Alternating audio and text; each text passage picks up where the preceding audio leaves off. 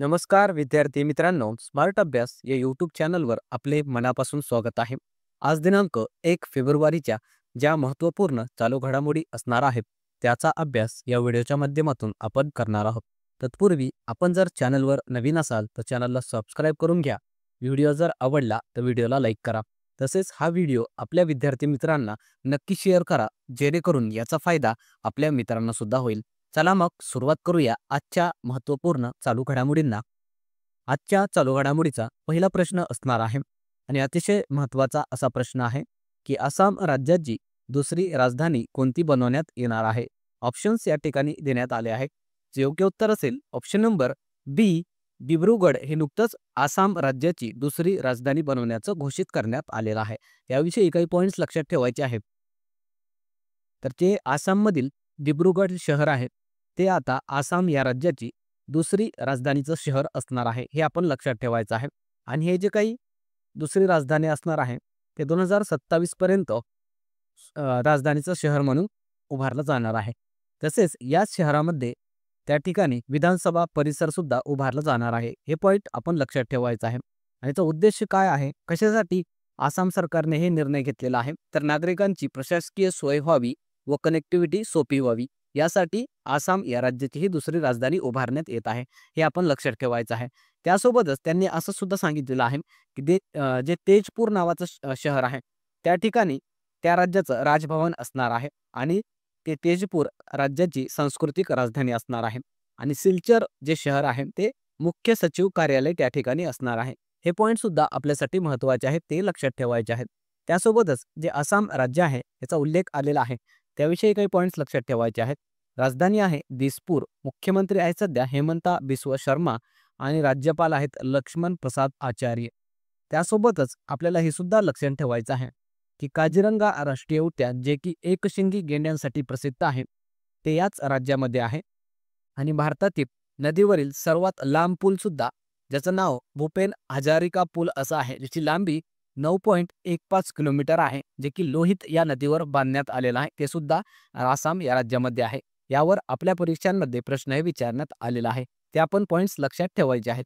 त्यानंतर पुढचा प्रश्न असणार आहे, नुकतेच 2025च्या प्रजासत्ताक दिन सोहळ्यात कोणत्या राज्याच्या चित्ररथाने प्रथम क्रमांक पटकावला. ऑप्शन्स या ठिकाणी देण्यात आले आहेत. जे योग्य उत्तर असेल ऑप्शन नंबर ए, उत्तर प्रदेशचं जे चित्ररथ आहे त्याने नुकतंच हे जे काही 2025चं प्रजासत्ताक दिनाचा सोहळा होता त्यामध्ये प्रथम क्रमांक पटकावलेला आहे. त्याविषयी काही पॉईंट्स लक्षात ठेवायचे आहेत.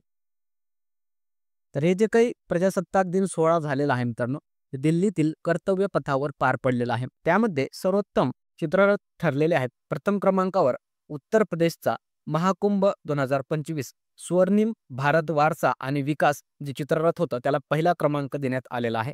दुसरा क्रमांक पटकावलेला आहे त्रिपुरा राज्यातील त्रिपुरा अनंत भक्ती, अर्थात जे की त्रिपुरा राज्यातील 14 देवतांची पूजा दर्शवणारं चित्ररथ होतं, त्याला दुसरा क्रमांक मिळालेला आहे.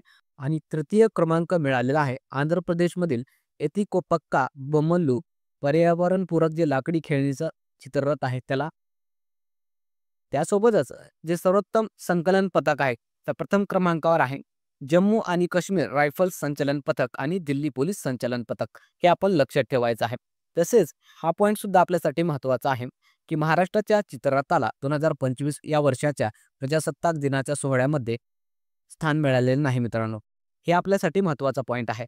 त्यासोबतच जे प्रजासत्ताक दिन झालेला आहे 2025चं त्याचे प्रमुख पाहुणे होते प्रोबो सुबियांतो, जे की इंडोनेशिया या देशाचे राष्ट्रपती आहेत. आणि त्यासोबतच अजून एक पॉईंट लक्षात ठेवायचा आहे की जे इंडोनेशिया देश आहे ते नुकतंच ब्रिक्स परिषदेमध्ये 10व्या क्रमांकाचा नवीन सदस्य देश बनलेला आहे. त्यानंतर पुढचा प्रश्न बघण्या अगोदर व्हिडिओ जर आवडला तर व्हिडिओला लाईक करायचा आहे. चॅनलवर नवीन असाल तर चॅनलला सबस्क्राईब करून घ्यायचं आहे. तसेच हा व्हिडिओ आपल्या विद्यार्थी मित्रांना नक्की शेअर करा, जेणेकरून याचा फायदा आपल्या मित्रांना सुद्धा होईल. चला मग पुढचा प्रश्न आपण बघणार आहोत. नुकतेच वर्ल्ड हेल्थ ऑर्गनायझेशन अर्थात WHO ने कोणत्या देशाला मलेरिया मुक्त घोषित केले. ऑप्शन्स या ठिकाणी देण्यात आले आहेत. जे योग्य उत्तर असेल ऑप्शन नंबर ए, जॉर्जिया या देशाला नुकतंच WHO न मलेरिया मुक्त म्हणून घोषित केलेला आहे. त्याविषयी काही पॉईंट्स लक्षात ठेवायचे आहेत. हा जो काही मलेरिया आजार असतो मित्रांनो, ते प्लाझ्मोडियम प्रोटोझोआमुळे होत असतो.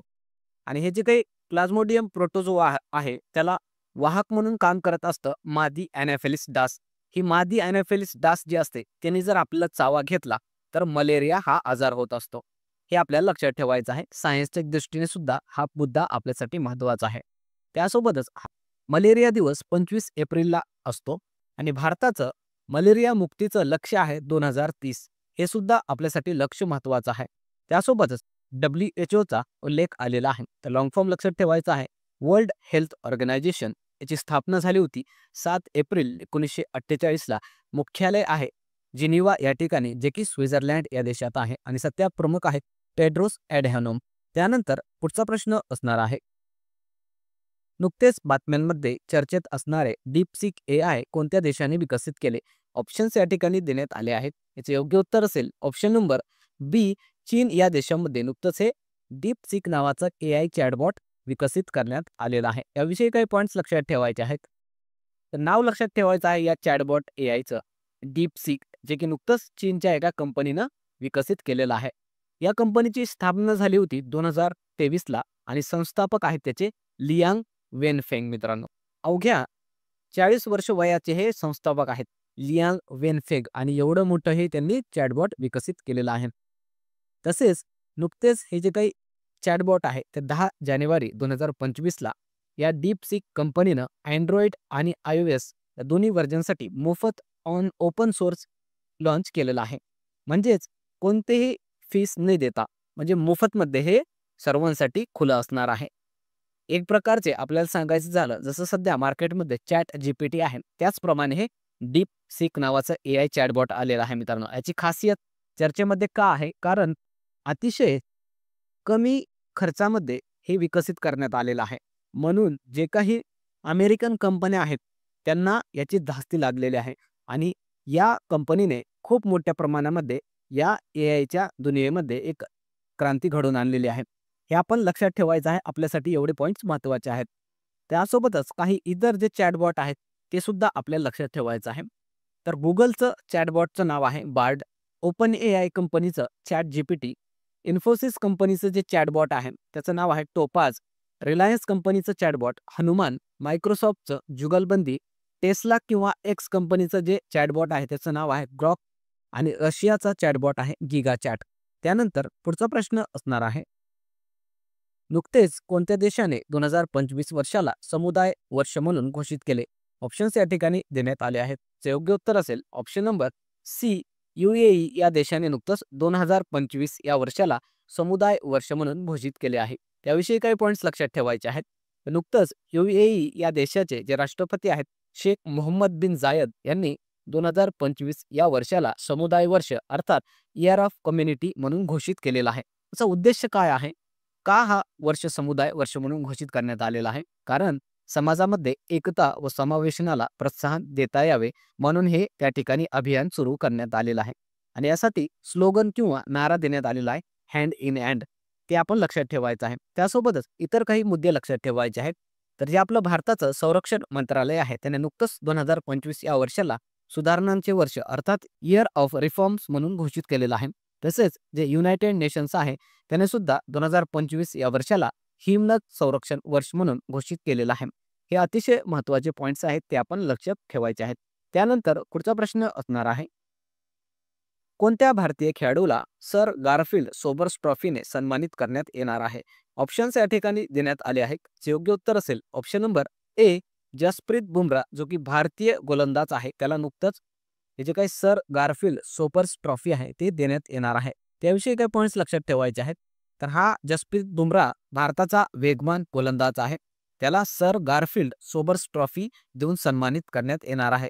क्रिकेटमध्ये जे उल्लेखनीय असं योगदान देणारे खेळाडू असतात त्यांना ही ट्रॉफी देण्यात येत असते मित्रांनो.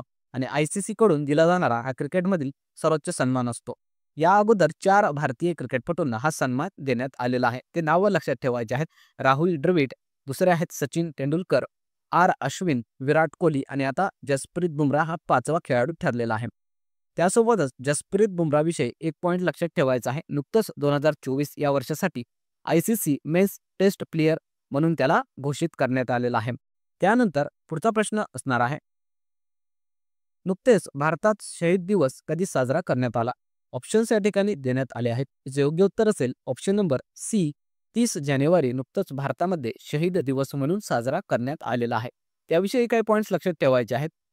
तर दरवर्षी 30 जानेवारीला हा दिवस साजरा करण्यात येतो. कारण मित्रांनो, याच दिवशी 30 जानेवारी 1948ला महात्मा गांधी यांची नथुराम गोडसे याने हत्या केलेली होती आणि या दिवशी महात्मा गांधीजींची पुण्यतिथी असते, म्हणून या दिवशी भारतामध्ये हा दिवस शहीद दिवस म्हणून साजरा केला जात असतो. त्यासोबतच महात्मा गांधीजींविषयी काही पॉईंट्स लक्षात ठेवायचे आहेत. त्यांचं संपूर्ण नाव होतं मोहनदास करमचंद गांधी. जन्म झाला होता 2 ऑक्टोबर 1869ला गुजरातमधील पोरबंदर या ठिकाणी आणि मृत्यू झाला होता 30 जानेवारी 1948ला. भारतामध्ये दोनदा मित्रांनो शहीद दिवस म्हणून साजरा करण्यात येतो. 30 जानेवारीला एकदा आणि 23 मार्चला. 30 जानेवारीला महात्मा गांधींची जी पुण्यतिथी दिवस असतो त्या दिवशी आणि 23 मार्चला भगतसिंग, राजगुरू आणि सुखदेव जे होते त्यांना ब्रिटिश सरकारकडून फाशी देण्यात आलेली होती. तो दिवस सुद्धा भारतामध्ये शहीद दिवस म्हणून साजरा करण्यात येतो. तर ते आपण लक्षात ठेवायचं आहे. त्यानंतर इतर जे दिन विशेष आहेत ते आपल्याला लक्षात ठेवायचे आहेत. 1 जानेवारीला जागतिक कुटुंब दिवस म्हणून साजरा केला जातो. 2 जानेवारी इंट्रोवर्ट डे दिवस असतो. 4 जानेवारीला जागतिक ब्रेल लिपी दिवस. 5 जानेवारीला राष्ट्रीय पक्षी दिवस. 6 जानेवारी जागतिक युद्ध अनाथ दिवस. 8 जानेवारी पृथ्वी परिभ्रमण दिवस. 9 जानेवारी प्रवासी भारतीय दिवस. 10 जानेवारी विश्व हिंदी दिवस. 11 जानेवारीला राष्ट्रीय मानव तस्करी जागरूकता दिवस. 15 जानेवारी भारतीय सेना दिवस. 16 जानेवारीला राष्ट्रीय स्टार्टअप दिवस. 16 जानेवारी पहिला लोकपाल दिवस यावर्षी साजरा करण्यात आलेला आहे. त्यानंतर 23 जानेवारीला राष्ट्रीय पराक्रम दिवस, ज्या दिवशी नेताजी सुभाषचंद्र बोस यांची जयंती असते.